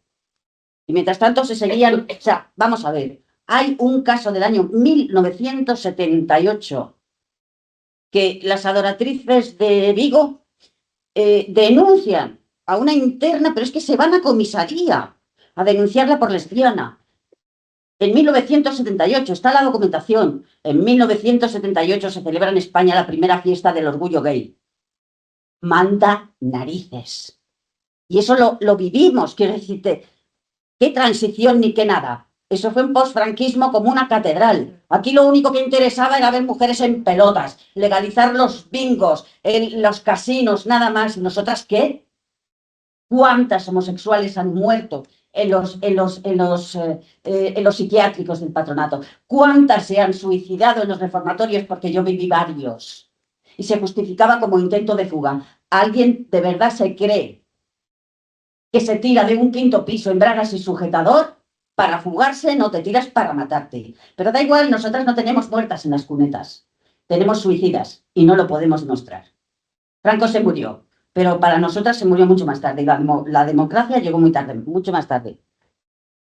Mira, esta pregunta que tú has hecho es la pregunta lógica, y yo creo que te habrá pasado igual, es decir, surge cada vez que hablamos de este tema, Sí. que ni siquiera, o sea, damos esa fecha de 1985 porque el 1 de agosto hay un ya real decreto que sale porque es para dar cumplimiento a la ley de presupuestos de ese año, tienen que quedar ya cancelados todos los organismos dependientes del Ministerio de Justicia, pero realmente es como una fecha simbólica porque desde el 81 que se van pasando las transferencias a las comunidades autónomas. Sí. Es que ya no hablamos ni de transición, hablamos que nos metemos ya en los 80, ¿no? Sí. Entonces, Cataluña es la primera hasta el 86. Es que Cataluña la absorbe la Generalitat. Sí, se van pasando ya al 81. Pero realmente incluso se alarga más. Tenemos el caso, antes ha mencionado como el último extremo, Consuelo, el último extremo de la represión de los reformatorios Baeza, Nuestra Señora del Alcázar de Baeza. Bueno, pues ese centro, que era de los centros propios del patronato, cuando estaban ya en esa época las mismas de Villalba, María Puerta del Cielo, bueno, tuvieron que negociar con ellas, ya constituido el Instituto Andaluz de la Mujer, la época de Carmen Olmedo, la que estaba de directora, Ana Quílez, estuvo yendo a negociar con ellas porque no salían. No se iban. Literalmente. Y aquí no nos sacáis con la Guardia Civil, todas las mojitas, mira, rebeldes. No salían, tuvieron que buscarlas otro centro y tal porque no se marchaban. Y hablamos del final de los 80. Es decir, que es incluso más largo el tema, más difuso. Y claro, la pregunta es esta, y acaba de explicar muy bien Consuelo. La vida seguía, Franco se había muerto, pero es que hay algo, claro, aquí nos podemos plantear, bueno, ¿qué pasa? ¿Que lo de las señoras siempre toca después? Sí. ¿Que siempre hay otra revolución o otra reforma o otra cuestión que atender primero? ¿O es que además, de alguna manera, en ese pacto, y vuelvo a la idea del pacto que decía antes del Estado y la Iglesia, porque tiene mucho que ver incluso con las denuncias de servicios sociales actuales que hacía Consuelo. Fijaros, nos salimos a protestar cuando hay intentos o no tan intentos, de privatización de la sanidad y de la educación, ¿no? Digo no tan intentos porque a lo mejor son realidades, pero es que los servicios sociales, en gran parte, hay una serie de servicios que parece que los estados en general prefieren dejarlos que alguien se los solucione, y ese alguien suele estar muy vinculado con lo religioso. Sí. Y entonces nos vamos a ver salud mental, personas en especiales situaciones de vulnerabilidad, a lo mejor porque las colocamos como sociedad, infancia, etcétera. ¿Y qué pasa? Que una y otra vez los estados eso lo dejan en manos de las iglesias. Lo digo en plural porque pueden ser solamente la católica y no son mejores otras, por cierto, cuando miramos América Latina, las iglesias evangelistas, etcétera. Y claro, es una dejación también de funciones por parte de los estados.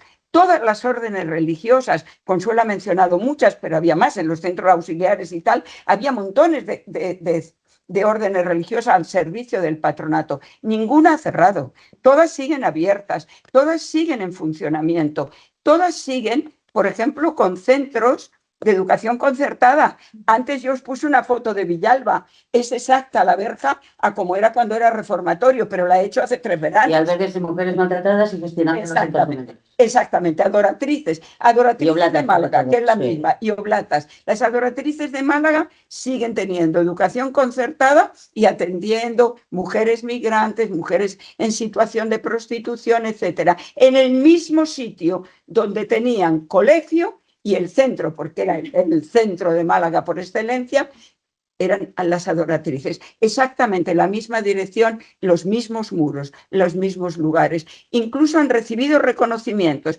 Adoratrices, pero reconocimientos públicos importantes, ¿no? Y las de la calidad. Derechos humanos de España. Exacto. Pero iban a darles un premio ahora y no se los han dado por mi culpa, ¿eh? Esta es la realidad. Se la ha quitado. Esta es la realidad. Yo solo quiero añadir una cosita sobre esto y es, nos damos cuenta de lo importante que es contextualizar todos estos hechos, ¿no? No son hechos aislados, sino que están dentro de un marco histórico, social y político que precisamente no solamente favorece, sino que tiene que producirse para que esto se realice, ¿no? Todos estos crímenes. Y en cuanto al tema del robo de bebés, claro, no termina tampoco en el año 75, ¿no? Continúa y continúa en los 80 y continúa y no sabemos hasta cuándo. Posiblemente, como dice Consuelo, posiblemente la continuidad sea la retirada de custodia por parte de los servicios sociales. Posiblemente no, seguro. Bien, eso Seguro. es un debate, ¿no? que podemos tener, pero lo que está claro es que nuestra transición, con sus luces y con sus sombras, no hizo nada para que esto terminara. Nosotros tenemos en diferentes documentos pues un doctor que estaba, vamos a decir, presuntamente implicado en un robo del año 67, si no me confundo, si no me equivoco, año 67, y lo tenemos también en un robo del año 81. Es decir, que los agentes son los mismos y están ahí, los victimarios, ¿no? Son los mismos. Con lo cual decimos, bueno, ¿y cómo es posible? Es posible por la naturaleza de la dictadura, pero no olvidemos por la naturaleza de la transición y por una democracia que de manera muy desafortunada, no ha sabido investigar, no ha sabido acabar con la impunidad de todas estas, de estos crímenes, ¿no? Hay gente, por eso decimos, esto no es una cosa del pasado, es una cosa del presente cercano y del presente actual. Yo todavía no sé dónde está mi hermano mellizo, Pilar no sabe dónde está su hija, también en mi caso es del año 84 y en el Hospital La Paz. Claro, no lo sabe. Claro, entonces tenemos a una compañera también del año 84 que le quitaron a su hija porque, bueno, primero dijeron que había muerto, después ya, como siguió a la monja, se dio cuenta de que no había muerto y la monja, con toda su santa cara, le dijo, tú no vas a tener nunca a tu hija porque esta segunda hija es fruto de una relación extramatrimonial. Y no te pongas tonta porque si te pones estupenda te quitamos también a la primera. Es decir, estamos hablando de los años 80 y eso ¿por qué lo hacían? Pues porque podían hacerlo en la dictadura, exacto, en la transición, exacto, y en la democracia y ya está. Y no hay más. En mi caso, yo creo que me dijeron que en cuanto me recuperase, porque me hicieron cesárea, me lo dieron, me dijeron que en cuanto me recuperase de los hematíes, que me podía quedar otra vez embarazada y de hecho, o sea, era una máquina de niño, mi marido y yo. Y así, o sea, lo consideraban de que se podía, consideraban de que era joven, tenía 31 años, claro, tampoco era tan joven, pero bueno, sí que tenía edad de seguir. Sí, teniendo hijos. Esa era la cuestión, ¿verdad, Emi? Oportunidades. Claro, eres joven, tenías más oportunidades, o ¿para qué quieres tantos? Como en mi caso, ¿no? Una familia de 10 hermanos, ¿para qué quieres más, no? Y tenemos un hecho terrible, es que es en 1983, por lo menos yo creo que la última víctima mortal del patronato documentada, Inmaculada Valderrama, de Málaga, que también se fugó, se suicidó, pero se mató en San Fernando de Henares, y era 1983. Y ahí ya sí hubo protestas. Porque hubo protestas vecinales, hubo manifestaciones y ahí se empieza a cerrar el reformatorio de San Fernando de Henares. Luego, en el reformatorio de embarazadas de Peñagrande hubo 2 incendios en un espacio de 15 días, los 2 provocados por internas a las que les habían robado sus hijos, y como estaban, bueno, allí se hacían muchas cosas, cargaban sacas de correo en camiones con todo el embarazo, pero se fabricaban también edredones, entonces manejaban mucha guata. Y quemaron la guata, aquello fue espectacular porque no pasó, o sea, nadie salió afectado, pero hubo que abandonarlo, quedó todo negro, entonces ya la vecindad porque por la zona decían, no, es que son todas putas. Sí. No, aquí están las descarriadas. No, es que estas son todas putas.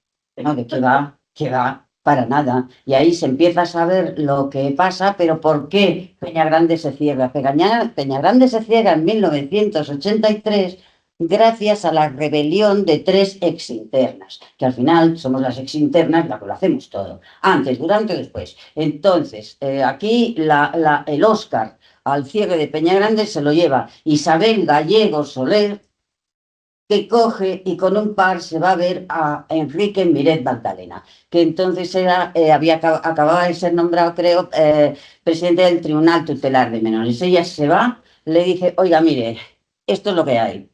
Le explica los malos tratos, las humillaciones, todo, absolutamente todo. Miret Magdalena se presenta en Peñagrande y dice, ¿qué pasa aquí? Pero esto ya no lo pueden ocultar, porque para que las internas se puedan expresar con libertad, las internas rebeldes se cuelgan de la verja de arriba, pero de arriba de todo. O sea, trepan hasta la verja y se quedan sentadas arriba de todo de la verja, así.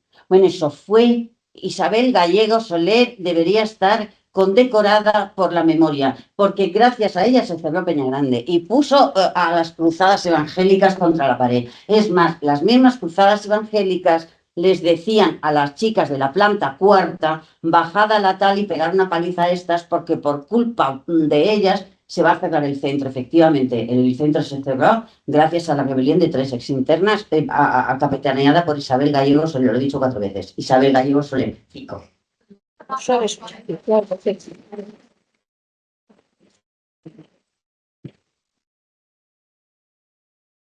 Hola, buenas.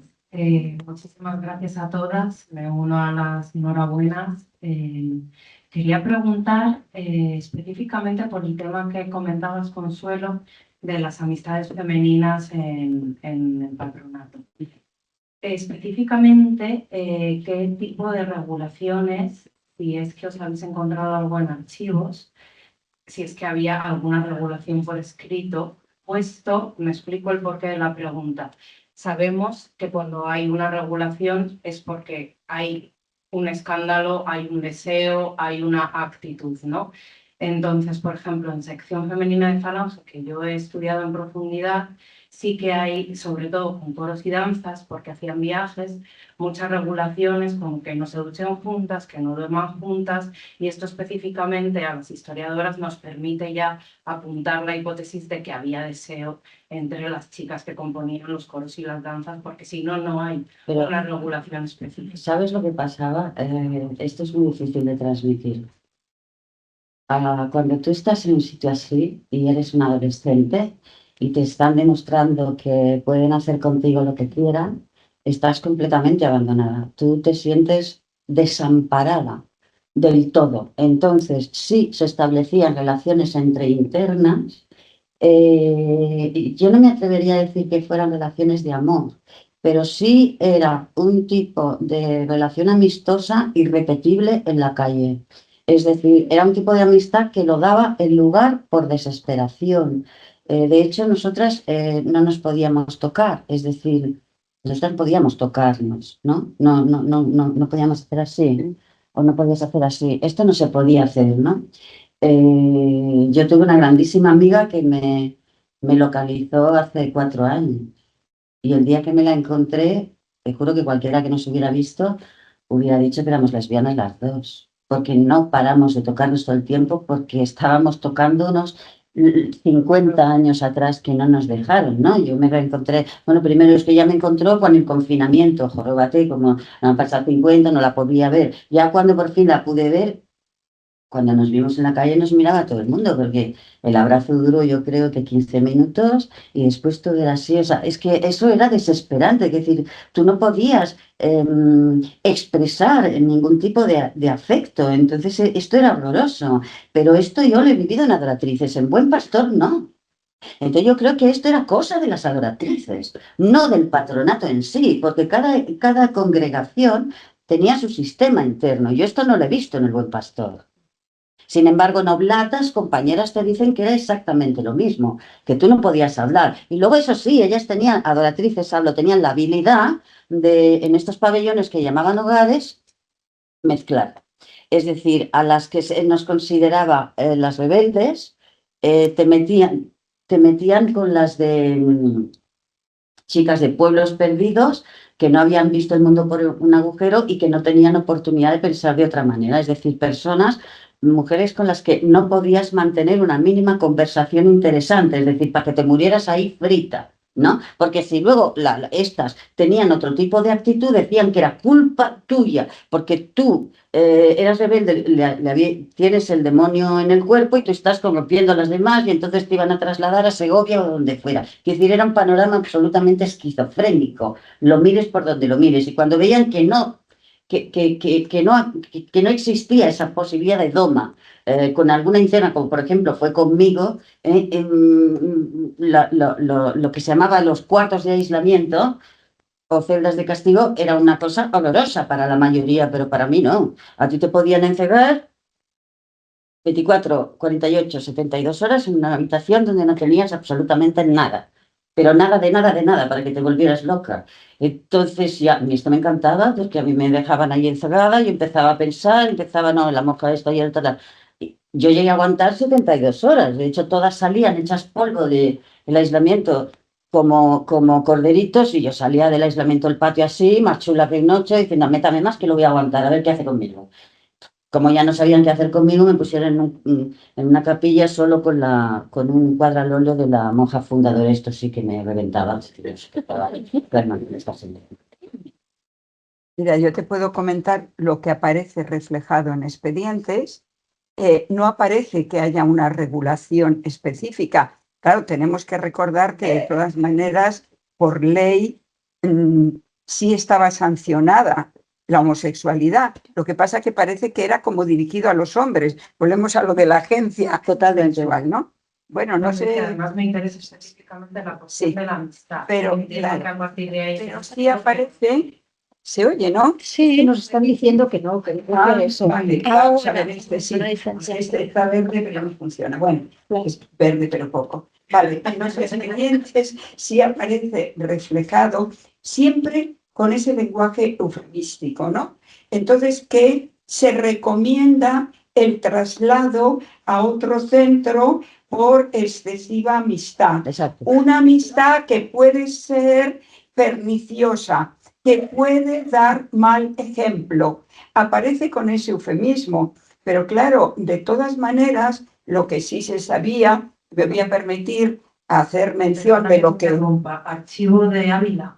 No, estoy en este momento, los expedientes que yo he consultado son Archivo Histórico Provincial de Málaga, años 60, unos 230 expedientes. En los que voy a hacer otra cuestión, porque como efectivamente parece que nacía el patronato vinculado a prevenir la prostitución en mujeres menores, etcétera, calculando en ese número de expedientes es aproximadamente un 10% de chicas las que pudieran tener alguna vinculación con prostitución y aproximadamente el mismo número las que pudieran ser chicas solteras embarazadas. Lo que quiere decir, echando así por encima, que podríamos hablar de que un 75% eran toda esa otra serie de causas que comentaba Consuelo, todo ese peligro moral. A veces también, por ejemplo, el que una chica tuviera relación con un hombre casado y la denunciaba la mujer o la propia madre, Sí. y hay un caso en que el hombre es abuelo, o sea que la diferencia de todo, primero que el casado era él, la diferencia de edad, etcétera, pero ese señor se queda en la calle, no se le va a denunciar de nada porque se rompe el sacrosanto matrimonio y la chica es encerrada. Bueno, volviendo a esto, sí que en algunos expedientes aparecen estas menciones o da mal ejemplo, es necesario trasladarla para que no influya y sea motivo de escándalo para las otras, y todo es expresado en unos términos muy eufemísticos. Pero al mismo tiempo se sabía bastante que la posibilidad del psiquiátrico, como comentaba Consuelo, como destino final de las más rebeldes o de las lesbianas estaba ahí. Y de hecho, Mariona, me permito contarlo porque ella, muchas mesas compartidas con ella lo cuenta, una de las razones que hace que ella vuelva, diríamos, a entregarse es porque la amenazan con que van a denunciar amigas suyas de ser lesbianas. Y entonces ella teme que esas amigas, que no están ni siquiera dentro del patronato, puedan ir al psiquiátrico, con lo cual acepta volver a entrar ella. Y estamos hablando también de los años 70, con lo cual el pánico y el conocimiento de que eso podía suceder estaba, ¿no? Luego también tienes que tener en cuenta que no entre todas las compañeras juvenil, ¿eh? Quiero decirte, yo te diría un 50% de chivatas dispuestas a destrozarte la vida, a delatar lesbianas y a delatar fugas. Tenías que ir con muchísimo cuidado, muchísimo. Yo te diría el 50% además. Que estas dicen ahora que estuvieron maravillosamente bien, que estamos exagerando un montón y que somos las descarriadas de siempre. ¿Y dónde? Porque ya lo has mencionado, ¿dónde están ellas? Están insultándonos fundamentalmente en redes sociales, pero sobre todo en comentarios de vídeos de YouTube donde hay conferencias del patronato. O sea, pero diciendo verdaderas verdades. Bueno, hay una que dice que qué lástima que no exista ahora otro patronato.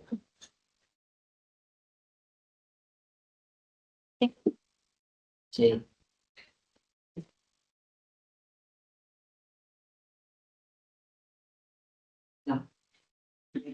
Enhorabuena, una jornada francamente, me alegro muchísimo de haber venido.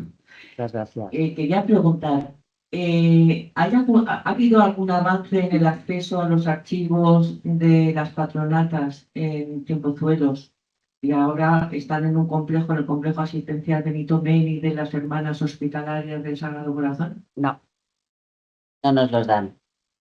No nos los dan. De nadie. A ver, nosotros solo podemos acceder a expedientes de psiquiátricos si no es la interesada 50 años, a 50 años después. No.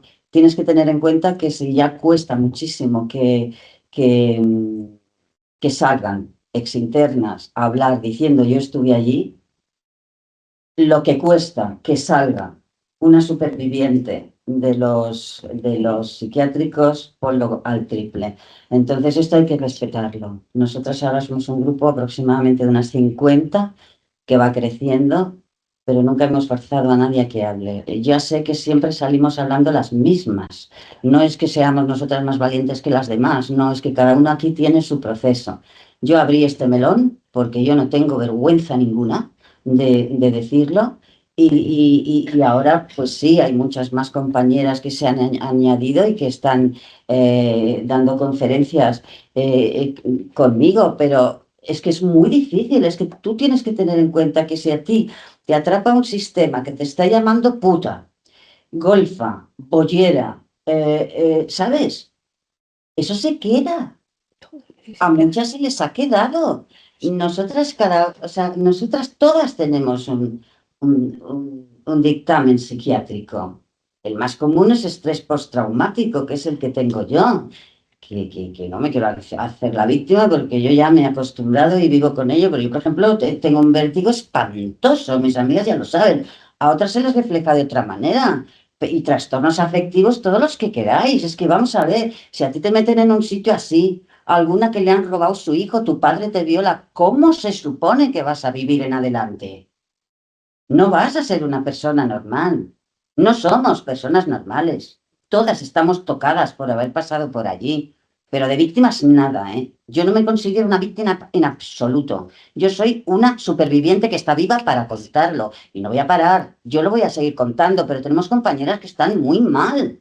Que no se pueden sentar aquí a hablar. No pueden. Porque a los 2 minutos estarían llorando.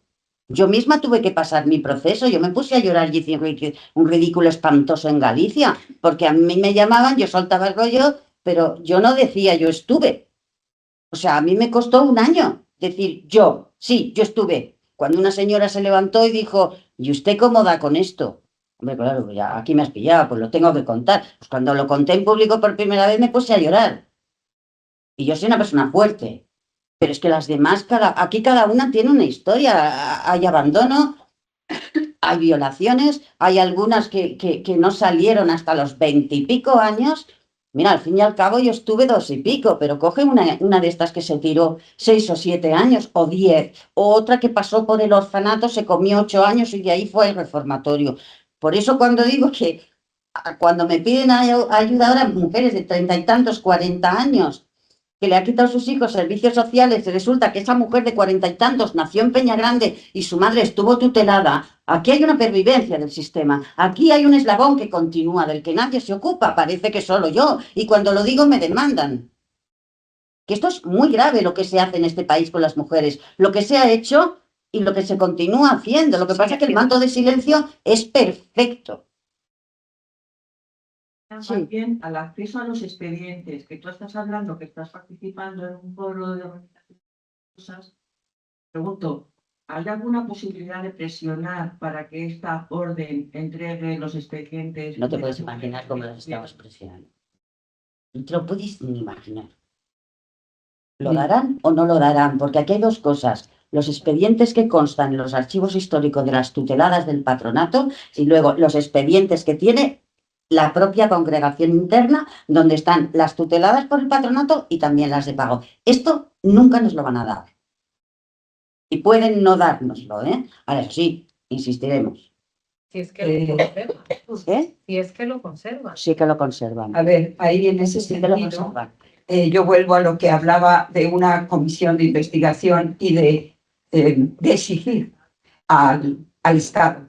Bueno, tenemos una Secretaría de Estado de Memoria Democrática, es decir, exigir al Estado a las máximas instancias que están creadas ahora mismo para atender la memoria democrática. Pues muy bien, creo que por ahí es el camino de la incidencia política, que tampoco está fácil, que ya llevamos unos meses que no nos contestan y habrá que hacer mucho más, porque es quien tiene poder para exigir que se abran archivos. Una cosa es que se abran archivos y se puedan sacar números y se puedan denunciar cosas, y otra cosa es el respeto siempre máximo, lo que comentaba ahora Consuelo, al testimonio o no testimonio de cada persona, que sea un testimonio anónimo, que no, es decir, lo que hay que dar es siempre caminos para que en absoluto sea una reparación y no un volver a victimizar. Esto creo que es clarísimo, pero poder entrar y poder ver los archivos, incluidos de las órdenes religiosas, eso tiene que venir desde comisiones de investigación, Secretaría de Estado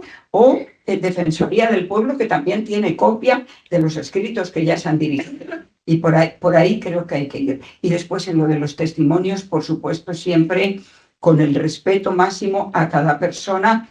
Y también es muy distinto, yo creo, pensar que te expones a hablar en público desde el estigma, por eso vuelvo a la foto que puse antes, a esa mirada, qué mirada tan distinta cuando la gente te está diciendo en la calle, estamos contigo, y se crean vías para que cada persona pueda acceder a lo que tenga derecho sin exponerse y sin tener que abrirse en canal ante nadie, ¿no? Entonces, todo eso hay que tenerlo muy en cuenta también.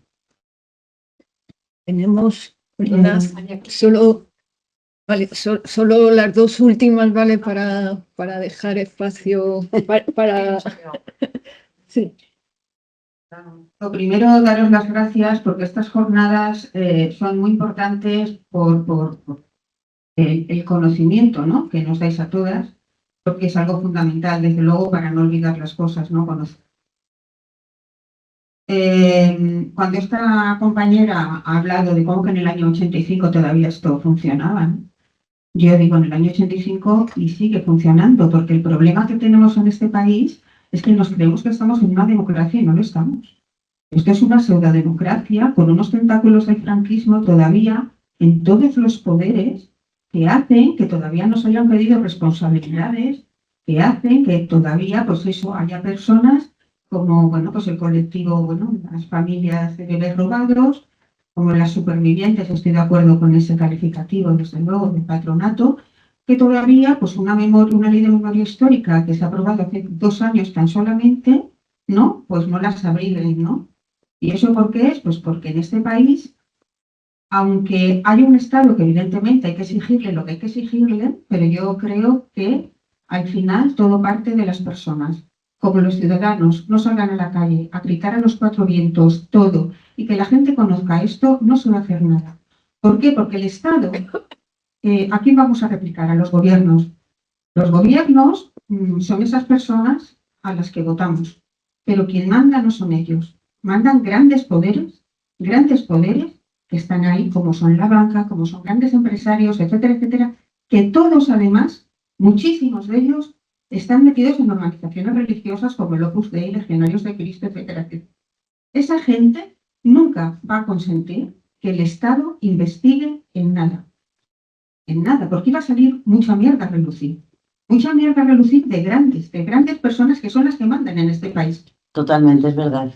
Y no Sí, es verdad. es que no lo van a conseguir. Entonces, estas jornadas, por eso digo, son muy importantes. Lo primero, por dar a conocer la verdadera historia de nuestro país y de lo que ha pasado.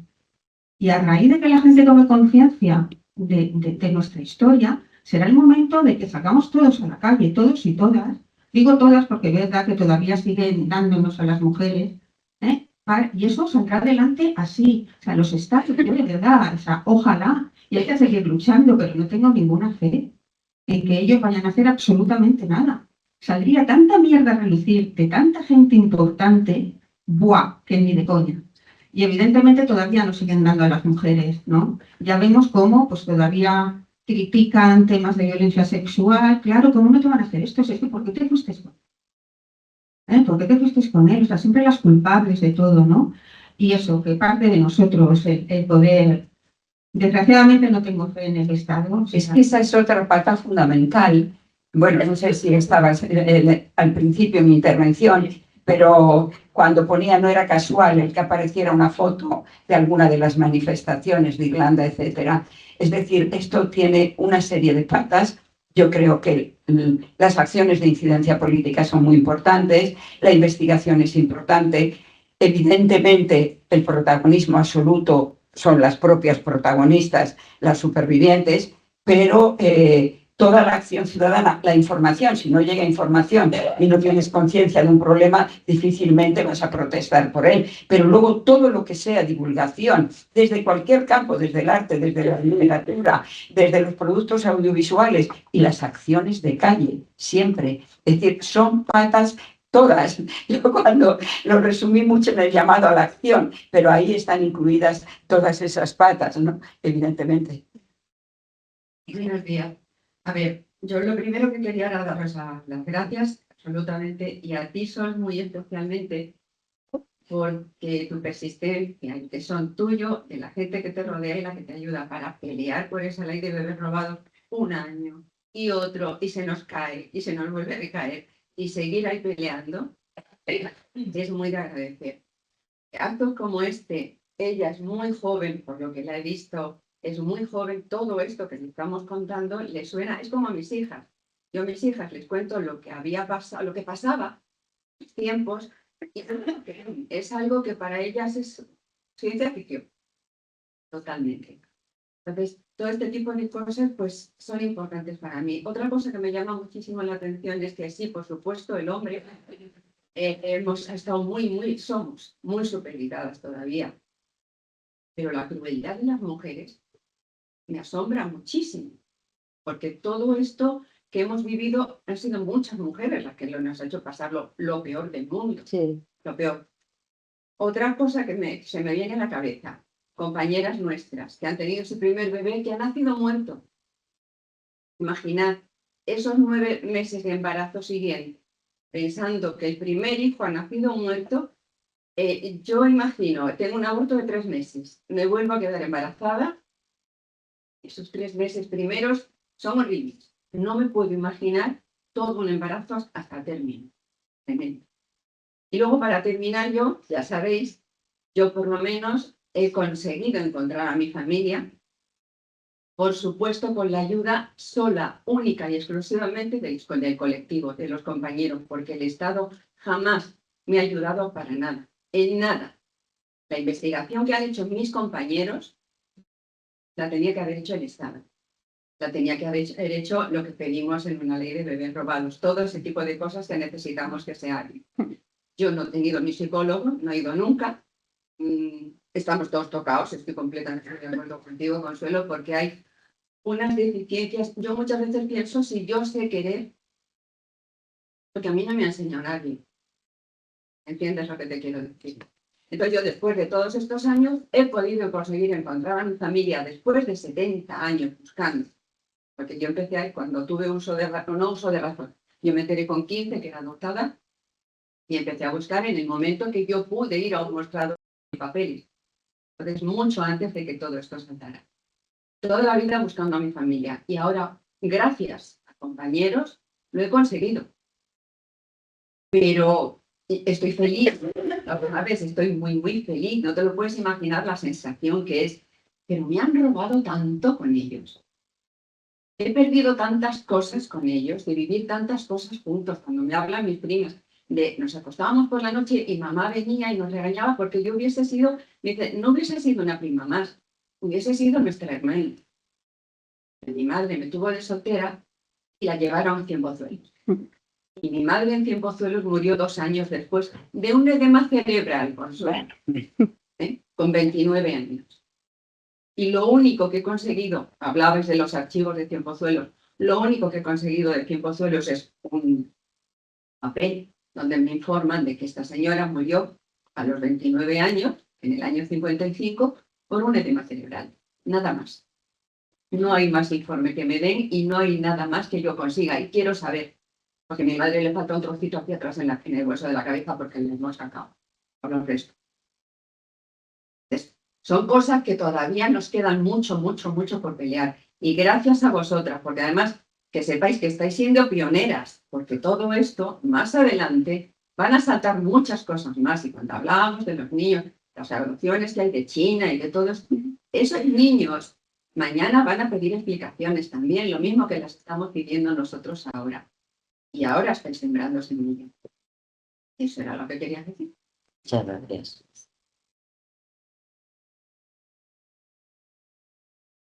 Solamente decir para terminar lo de Irene, es que claro que encontró a su madre ya fallecida, pero ha conseguido sus restos y su madre está enterrada ahora sí con su familia. La lleva de Cienpozuelos, la saqué a su cementerio, a su pueblo, con su madre, con su hermana.